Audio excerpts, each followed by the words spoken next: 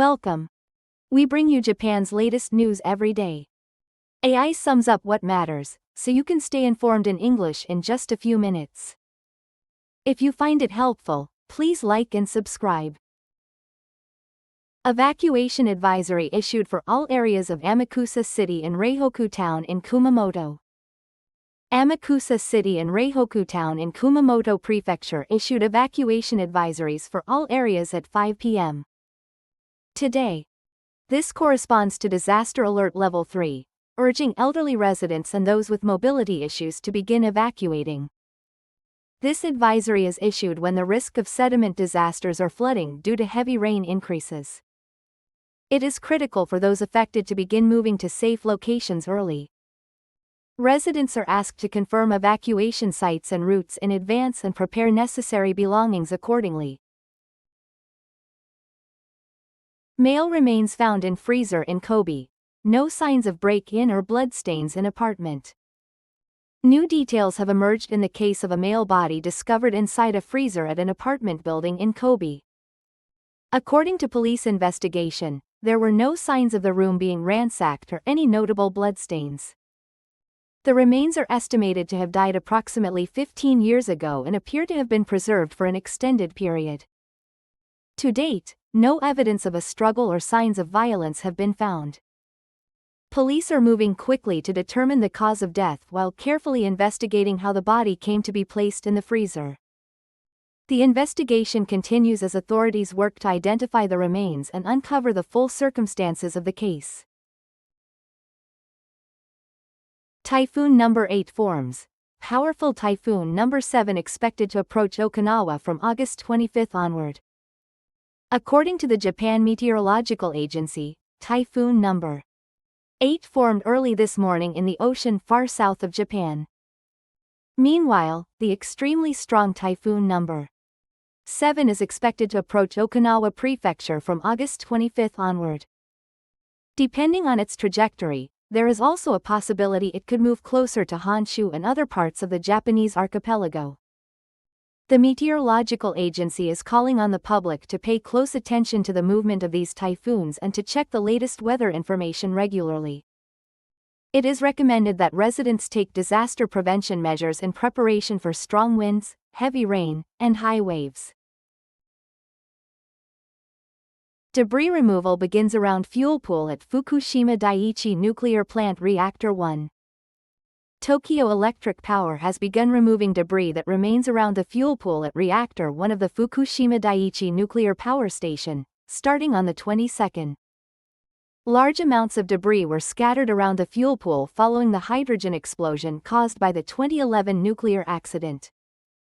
This debris removal operation is a preparatory step for extracting nuclear fuel remaining in the pool.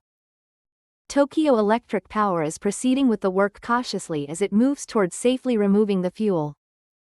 More than a decade after the accident, an important step forward in decommissioning efforts has begun.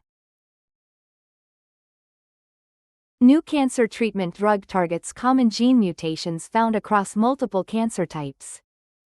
A research team led by the National Cancer Center has announced the practical implementation of a treatment drug targeting genetic mutations common to different types of cancer. The drug is expected to be effective against rare cancers with small patient populations and pediatric cancers, which have previously had limited treatment options. If a patient has a specific genetic mutation, there is potential for treatment with the same drug regardless of cancer type, and its application in clinical settings is highly anticipated. With government approval now in place, more patients are expected to benefit from this new treatment method. Deputy Chief Cabinet Secretary Sato inspects TEPCO's Kashiwazaki-Kariwa nuclear plant, emphasizing safety first. Deputy Chief Cabinet Secretary Sato, who heads the government's monitoring team, inspected the Tokyo Electric Power Company's Kashiwazaki-Kariwa nuclear power plant on site. The inspection came following the start of commercial operation of Reactor Unit 6.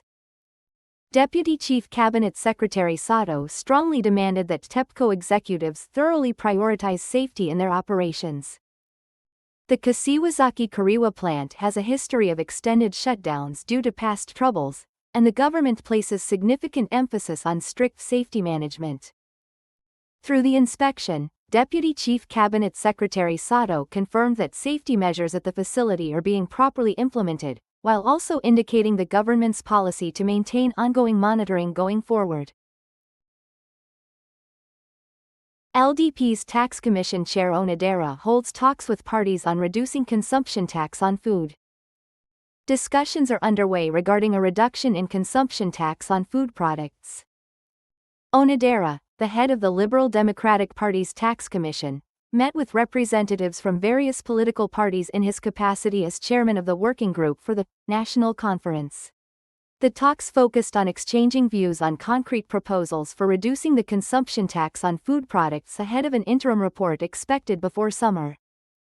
Chair Onodera is working to coordinate positions among the ruling and opposition parties through these discussions with various political parties, and this issue has become an important policy-making priority going forward. Prime Minister Takayama says Education Ministry's decision on Henoko offshore accident is not excessive intervention. Regarding a boat capsizing accident that occurred off Henoko in Okinawa, Prime Minister Takayama expressed his views on the Education Ministry's decision at a press conference. The accident occurred during a high school educational trip, and students lost their lives.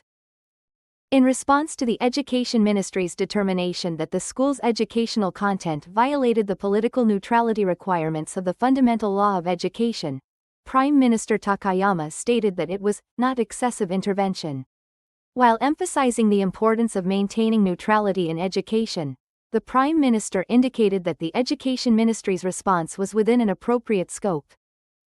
However, concerns have been raised from the education sector that such a decision may restrict freedom of learning, and the government's future response is being closely watched.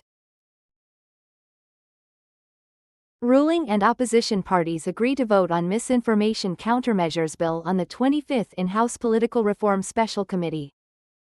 9 ruling and opposition parties have agreed to hold deliberations and a vote on a Misinformation Countermeasures Bill in the House of Councillors Political Reform Special Committee on the 25th.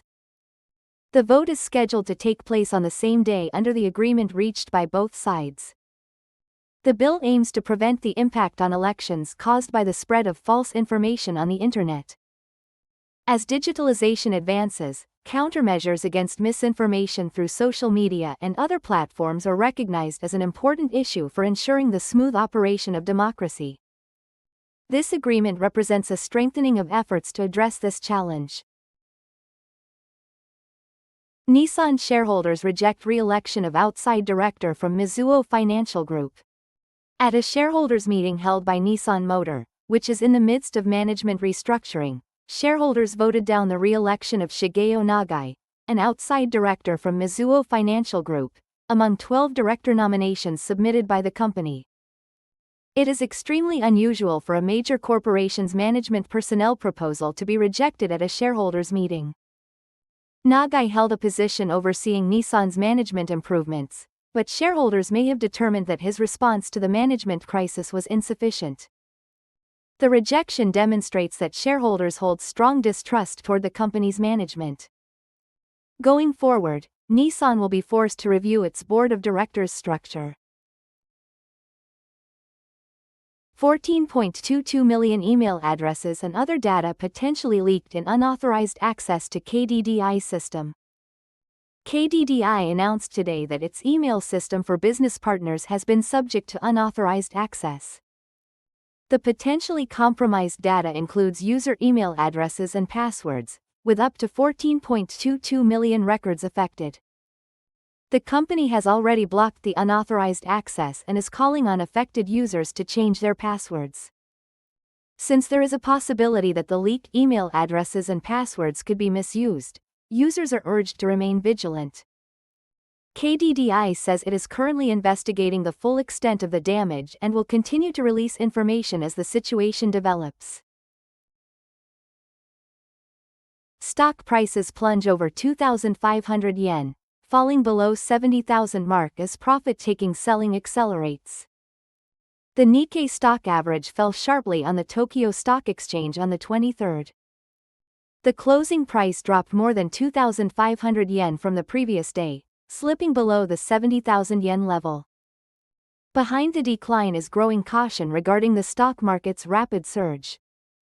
Investors' profit-taking sell orders have expanded significantly. While market conditions had been firm, prices have now swung sharply downward. Market movements going forward are drawing close attention. North Korea's Kim Jong-un claims Japan is transforming into a warlike state. North Korean leader Kim Jong-un delivered a speech at an important meeting of the Korean Workers' Party. In his remarks, the leader claimed that Japan is openly transforming into a warlike state. According to reports, Kim Jong-un criticized Japan's efforts to construct cruisers and its plans to build naval bases, stating that such moves are strengthening military capabilities. North Korea appears to be attempting to check Japan's actions through these statements, and developments in future Japan-North Korea relations are drawing close attention. Russia continues military invasion of Ukraine, developments on June 23. We now bring you the latest on the situation in Ukraine. Russia's military offensive against Ukraine continues, with intense fighting concentrated in the eastern regions on June 23. Ukrainian forces are mounting resistance across multiple areas, while the Russian military advance has forced large numbers of civilians to flee the country. On the international front, related countries are engaged in ongoing diplomatic negotiations regarding the expansion of military support to Ukraine and the strengthening of economic sanctions against Russia. Attention remains focused on how the situation will develop in the coming days. IAEA Director General Grossi, inspections of Iran will be conducted. Rafael Grossi, Director General of the International Atomic Energy Agency, sat down for an exclusive interview with NHK. Regarding IAEA inspections of Iran's nuclear facilities, he stated, "Inspections will be carried out. We need to proceed without wasting time." Director General Grossi hinted at plans to visit Iran in the near future, signaling his intention to accelerate inspection activities aimed at clarifying suspicions about Iran's nuclear development. International concerns over Iran's nuclear program are growing, and transparent inspections by the IAEA are seen as a critical key to resolving the issue. Burnham emerges as frontrunner for next British Prime Minister following Starmer's resignation. By Jack Fenwick, Henry Zeffman, Harry Farley, and Nick Eardley, BBC News. Andy Burnham explicitly announced his candidacy to become the next Labour Party leader and Britain's next Prime Minister just after 10 a.m. on the 22nd, confirming what had been apparent for days.